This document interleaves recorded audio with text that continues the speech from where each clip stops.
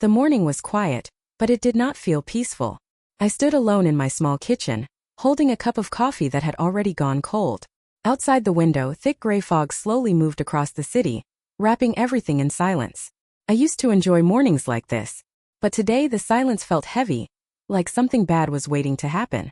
I had retired from my job at the public library 2 years ago. For 40 years my life had been filled with books, order and quiet work. I knew how to organize stories, but no one had taught me how to live when my own story suddenly felt empty. My phone lit up on the kitchen counter. Tyler. My son.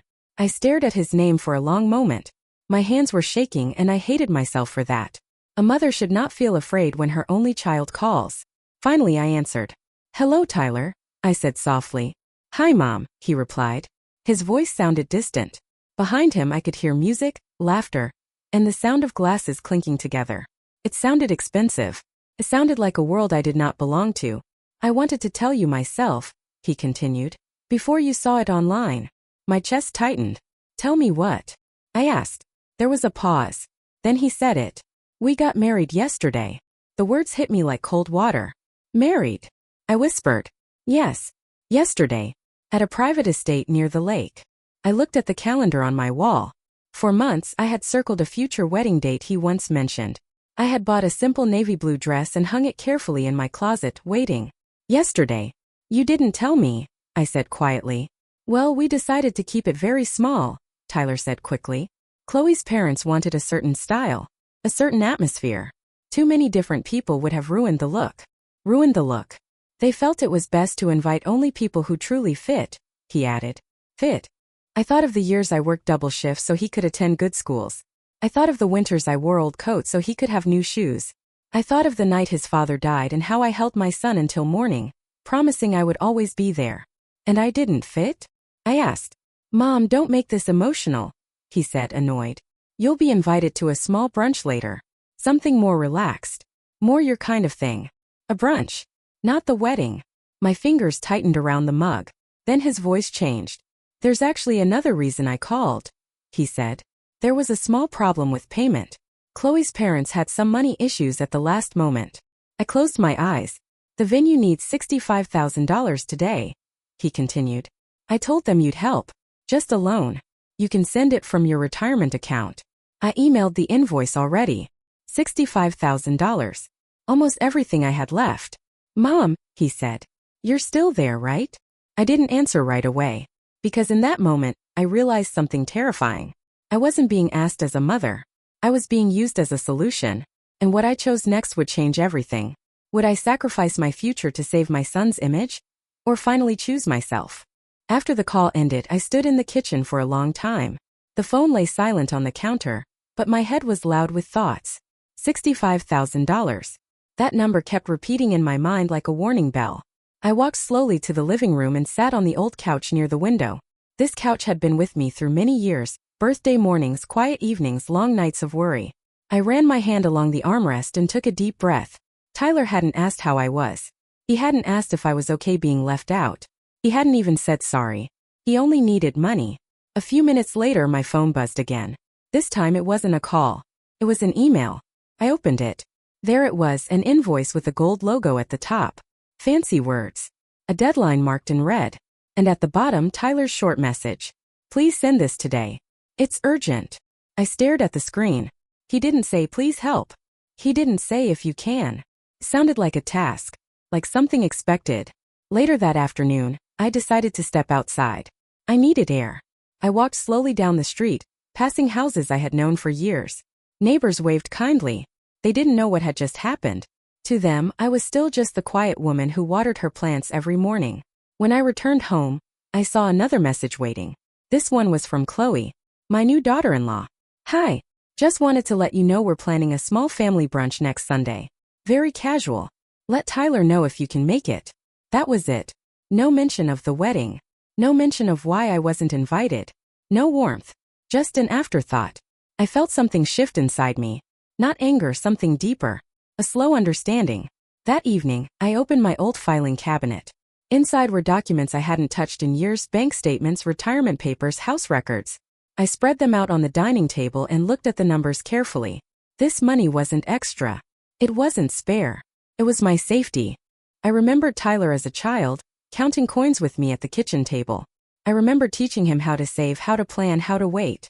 Somewhere along the way, he had forgotten those lessons. My phone buzzed again. Tyler. Mom, he said quickly when I answered. Did you see the invoice? Yes, I replied. Great. So you'll send it tonight. I stayed silent. Mom, he pushed. Chloe's parents are watching. This is embarrassing. I closed my eyes. Tyler, I said slowly. Why didn't you invite me to your wedding? He sighed loudly. This again? Mom, it wasn't about you. But it was my son's wedding, I said quietly. There was a pause. Then he said something that hurt more than anything else. Look, Mom. Let's not mix emotions with money. That was the moment I knew. This wasn't love. This was control. And I wasn't sure yet what I would do, but I knew I wouldn't decide in silence. That night, I made a phone call that would uncover a truth I never expected to face. That night, sleep did not come easily. I lay in bed staring at the ceiling, listening to the soft ticking of the clock on my wall. Every tick felt loud. Every second felt heavy. My mind kept replaying Tyler's voice. Let's not mix emotions with money. But emotions were already mixed in. They had been mixed for years. By morning, I knew I couldn't face this alone. I needed someone who would speak honestly to me. Not someone who wanted something from me. Someone who knew me before I was just Tyler's mother. I picked up my phone and called Ruth. Ruth and I had been friends for over 30 years. We worked together at the library, shared lunch breaks, shared worries, shared laughter. She knew my life better than anyone. She answered on the second ring. Good morning, you sound tired. I am, I admitted. Can I come over? Of course, she said. I'll put the kettle on. Ruth lived in a small house filled with plants and sunlight. The moment I stepped inside, I felt lighter. She listened quietly as I told her everything. The secret wedding, the invoice, the money, the brunch invitation that felt like an apology without words. When I finished, she sat back in her chair and folded her arms. Honey, she said gently, this isn't about a wedding. I frowned. Then what is it about? It's about power, she said. He didn't ask. He assumed. I shook my head. He's my son. Maybe he just panicked. Ruth leaned forward. Did he ask how you felt? I stayed quiet. Did he care that you weren't there? Still quiet. Did he say thank you before the money even arrived? I looked down at my hands. Ruth reached across the table and squeezed my fingers. Then listened to me carefully. You are not a wallet. And love should never come with pressure. Her words stayed with me. She stood up and walked to a shelf, pulling down a folder. I've seen this before, she said. My cousin went through something similar. First it's a loan. Then it's another favor. Then suddenly they think they have a say in everything. A cold feeling moved through my chest. What should I do? I asked. First, Ruth said firmly, do not send any money today. Second, talk to a financial advisor or a lawyer before you do anything. Protect yourself. A lawyer. I whispered. Yes, she nodded. Being careful doesn't mean you don't love him. It means you love yourself too. When I got home, Tyler had sent 3 more messages. Mom, please respond. This is urgent. I really need you right now. I stared at the screen for a long time. Then I typed back. I need time. I will not send any money today. The reply came fast. What? Mom, don't do this. You're making things difficult. Difficult. I placed my phone face down on the table. My hands were shaking, but my mind was clear. For the first time in a long while, I wasn't reacting. I was choosing. And tomorrow I would take the next step. The next day, a simple meeting would reveal just how deep this situation really went. The next morning, I dressed carefully, choosing a simple gray coat and comfortable shoes. My hands still felt a little shaky, but my mind was clear. Ruth's words stayed with me. Protect yourself. I drove to a small financial office not far from my house. I had met the advisor, Mr. Lewis, once before when I retired. He was calm, patient, and explained things in a way that made sense. That was exactly what I needed. When I arrived, he greeted me warmly. It's good to see you again. Please have a seat. I handed him the invoice Tyler had sent me and explained the situation slowly. I told him about the wedding, the money request, and how rushed everything felt. Mr. Lewis read the paper carefully. His expression didn't change much, but his eyes became more focused. May I ask something honestly? He said. Of course, I replied. Did your son explain how he plans to pay this back? I shook my head. He said it would be temporary. Mr. Lewis nodded. Temporary is not a plan. He turned his computer screen toward me and began showing me my accounts. retirement savings, emergency funds, monthly expenses, everything laid out clearly.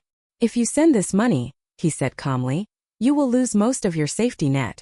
If something unexpected happens, a medical issue, home repairs, you would be in a very difficult position. My stomach tightened.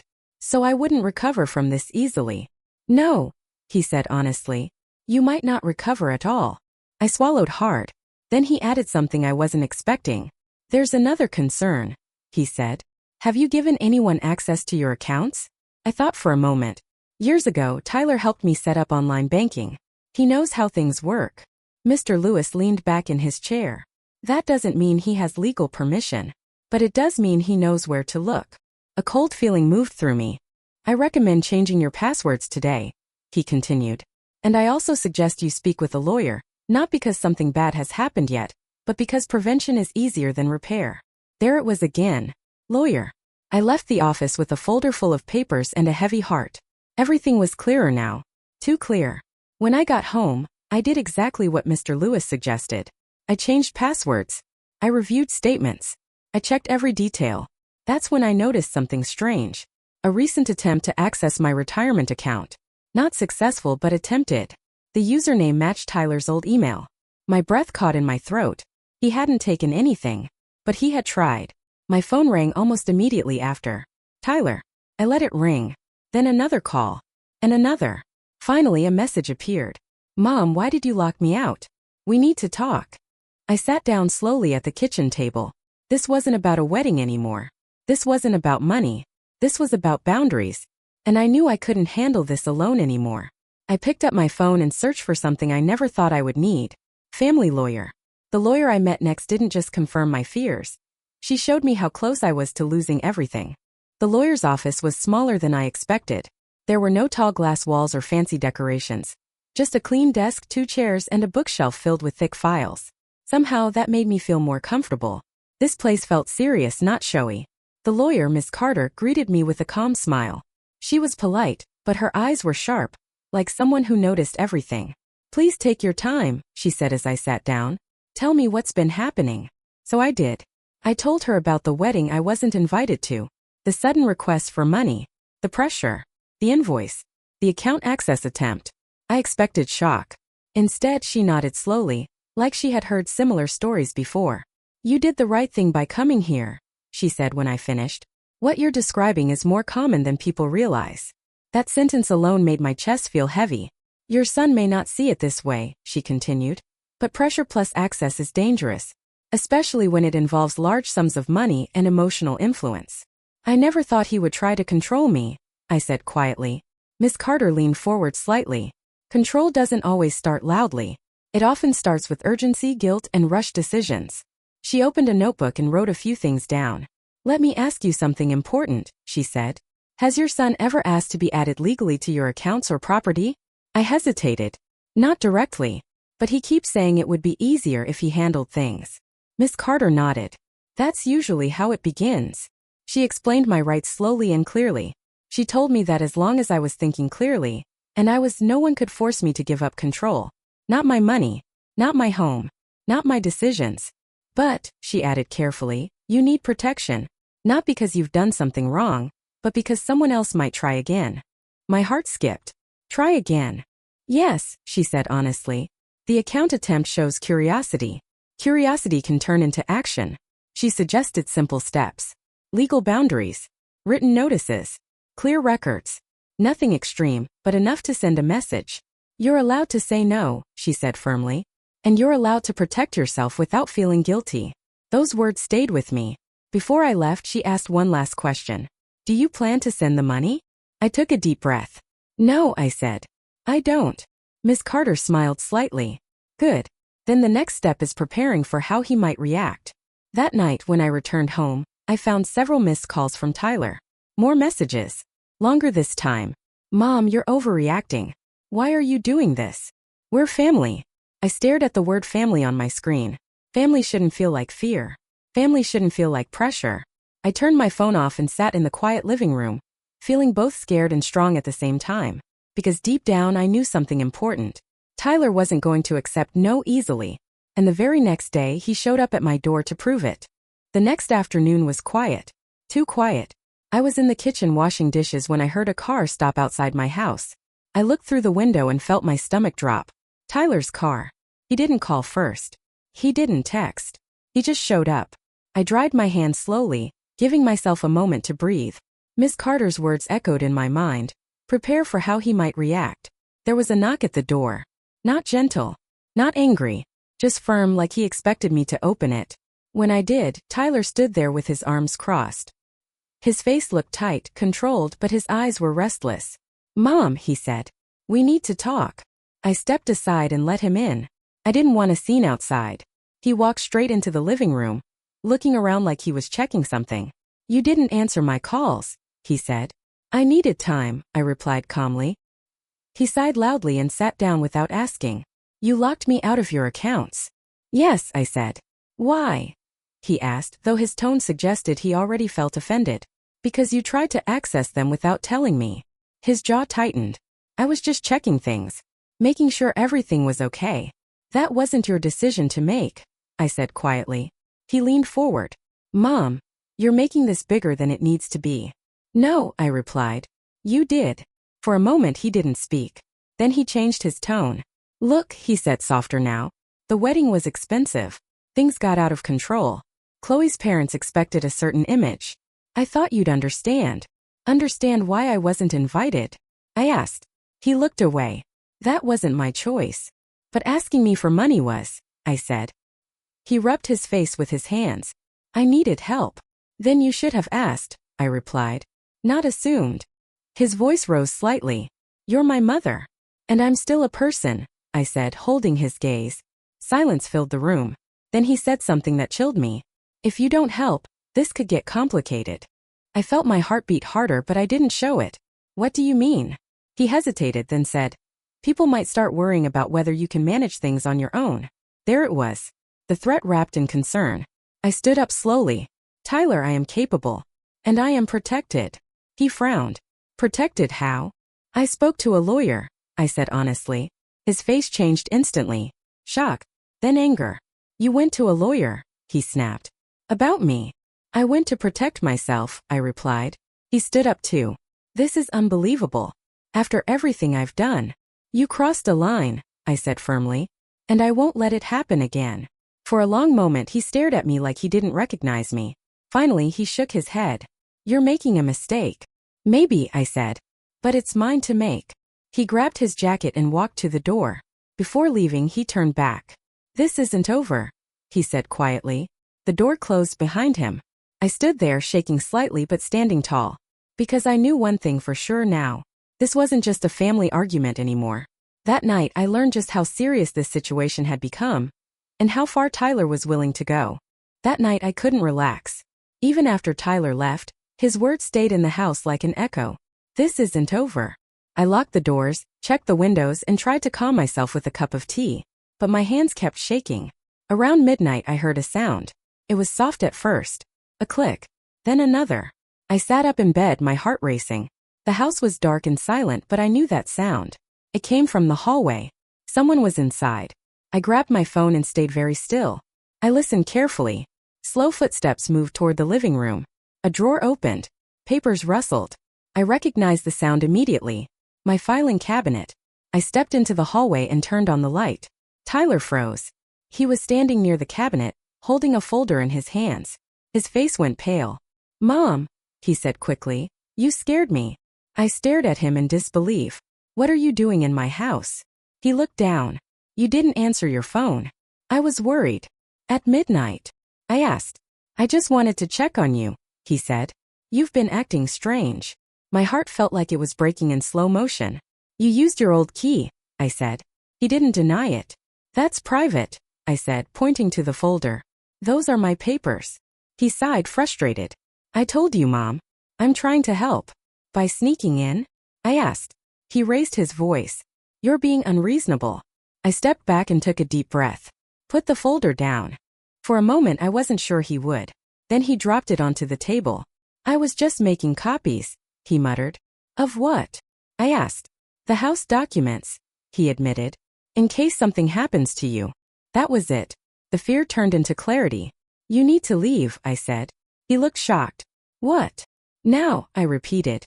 And you are not welcome back without my permission. You can't do this, he said. I'm your son. And this is my home, I replied. He stared at me, angry and confused. You're overreacting. He stared at me, angry and confused. You're overreacting. No, I said firmly. I'm protecting myself. He stormed past me and slammed the door behind him. I locked it immediately. Then I sat down on the floor and cried. Not because I was weak, but because something precious had just broken. The next morning, I went straight to Miss Carter's office. When I told her what happened, her face grew serious. This is no longer a misunderstanding, she said. This is a violation. She helped me take immediate steps, changing locks, documenting everything and setting clear legal boundaries. It's painful, she said gently, but you are doing the right thing. That afternoon, I received a message from Tyler. You've gone too far. You'll regret this. I read it once. Then I saved it. Because now I understood something very important. Love does not give anyone the right to cross your boundaries. But Tyler wasn't finished yet. And his next move would involve people I never expected. I thought the hardest part was over. I was wrong. 2 days after Tyler broke into my house, my phone started ringing again. This time it wasn't Tyler. It was numbers I didn't recognize. The first call came in the morning. Hello. I answered carefully. Mrs. Walker? A woman asked. Her voice was polite but serious. I'm calling from Community Support Services. We received a concern about your well-being. My heart skipped. A concern? Yes, she said. Someone close to you contacted us and said they were worried you might be confused about your finances and daily decisions. I didn't need to ask who made that call. I'm fine, I said calmly. Who reported this? I can't share that, she replied. But we're required to check in. That afternoon there was a knock at my door. 2 people stood outside. A woman from the phone call and a man holding a clipboard. They smiled kindly, but the situation felt heavy. We just want to make sure you're safe, the man said. I invited them inside. I had nothing to hide. They asked simple questions at first. How old was I? Did I live alone? Did I manage my own bills? Did I understand my finances? I answered clearly. I showed them my organized folders, my bank statements, my calendar. I explained everything slowly and confidently. The woman nodded. You seem very capable. I am, I said. Then she asked, has anyone been pressuring you about money? I didn't hesitate. Yes. I told them everything. The wedding, the invoice, the account access attempt, the break-in. Their expressions changed as I spoke. This is serious, the man said. You did the right thing by documenting everything. Before they left, the woman gave me her card. If anyone tries to pressure or threaten you again, call us immediately. After they left, I sat down and felt something unexpected. Relief. Tyler wanted others to think I was confused. Instead, he proved I was right to protect myself. That evening, Ruth came over with groceries and warm bread. When I told her what happened, she shook her head. He's trying to scare you into giving up control, she said. But you're stronger than he realizes. Later that night, a long email arrived from Tyler. He wrote about stress, about pressure, about how marriage changed everything. He said he was only trying to protect the family, but there was no apology, no responsibility, no respect. At the bottom of the email, one line stood out. If you don't cooperate, people will keep getting involved. I forwarded the email to Miss Carter. Her reply came quickly. Do not respond. This helps your case. Case. I never imagined I would be using that word about my own son. The next morning, I stood in my living room and looked around. This house was filled with my memories, my choices, my life. I wasn't giving that up, no matter who tried to take it. Just when I thought things might calm down, I received a notice that would change everything again. The letter arrived on a quiet Tuesday morning. I noticed it right away because it didn't look like regular mail. It was thicker, neatly folded, and had an official logo printed on the top corner. My name was typed carefully, not handwritten. My hands tightened around the envelope. I already knew this wasn't good news. I sat at the kitchen table before opening it, taking a deep breath. Then I slowly unfolded the paper and began to read. It was a legal notice. Tyler had formally requested a review of my financial independence. He was claiming that I was being emotionally influenced by outsiders, and that he was only acting in my best interest. I felt dizzy. So this was his next move. He didn't get the money. He didn't get control. So now he was trying to question my ability to make decisions at all. I read the letter twice, then a third time. My name, my life, my mind reduced to legal language. But one thing stood out. There was no proof. Only claims. I didn't panic. Instead, I picked up the phone and called Ms. Carter. She listened carefully as I read the letter aloud. I expected this, she said calmly. You did? I asked. Yes, she replied. When people lose control, they often try to create doubt. She explained everything step by step. Tyler's request didn't mean he had power. It only meant there would be a review. And I was prepared. We will respond with evidence, she said. And you have plenty. Over the next few days we gathered documents. Financial records. Doctor visits showing clear mental health. Written messages. The safe threats. The break-in report. The attempted account access. Every piece told the same story. I was capable. I was careful. I was being pressured. One afternoon while organizing papers I found an old photo of Tyler as a child. He was smiling, holding a book I had bought him at a school fair. I stared at it for a long time. This wasn't the future I imagined. But this was the reality I had to face. The review meeting was scheduled for the following week. I wasn't scared anymore. I was ready. On the day of the meeting, I wore a simple blue sweater and carried my folder neatly under my arm. Miss Carter walked beside me. Inside the room sat 3 officials and Tyler. He didn't look at me. When they asked me questions, I answered clearly and calmly. When they asked about my finances, I explained every detail. When they asked about pressure, I told the truth. Then they turned to Tyler. He spoke about stress. About marriage. About responsibility. But when they asked why he entered my home without permission, he had no answer. When they asked why he tried to access my accounts, he looked away. The room was silent. Finally, one of the officials closed the folder. Thank you, she said. We have everything we need. As we left the building, my legs felt weak, but my heart felt strong. Because I knew the truth had finally been heard. But the final decision would come with consequences I never imagined, for both of us. The decision arrived 1 week later. I was sitting in my living room, sunlight falling softly across the floor, when the phone rang. I recognized the number immediately. My hands were steady when I answered. Mrs. Walker, the voice said. We've completed our review. I listened carefully as she explained everything. The request against me was denied. They found no evidence that I was unable to manage my finances or my life. In fact, the report clearly stated that I had acted responsibly and had been under emotional pressure from another party. Tyler. The relief came slowly, like warm air after a long winter. I thanked her and ended the call, sitting quietly for a moment as everything settled in. I had won, but it didn't feel like victory. Later that day, I received a final message from Tyler. It was short. I never meant for things to go this far. I read it once. Then I placed my phone down and didn't respond. Because meaning doesn't erase actions. And love doesn't excuse harm. With Miss Carter's help, I finalized new boundaries. Everything was documented. Clear. Firm. Safe. Tyler no longer had any access, physical, financial, or emotional, unless I chose otherwise. I also changed my locks, updated my will, and listed trusted contacts who would speak for me if needed. For the first time in months, I slept peacefully. Weeks passed. Slowly, life returned to something normal. I took morning walks again. I read books on my porch. I invited Ruth over for tea and laughed without fear sitting in my chest.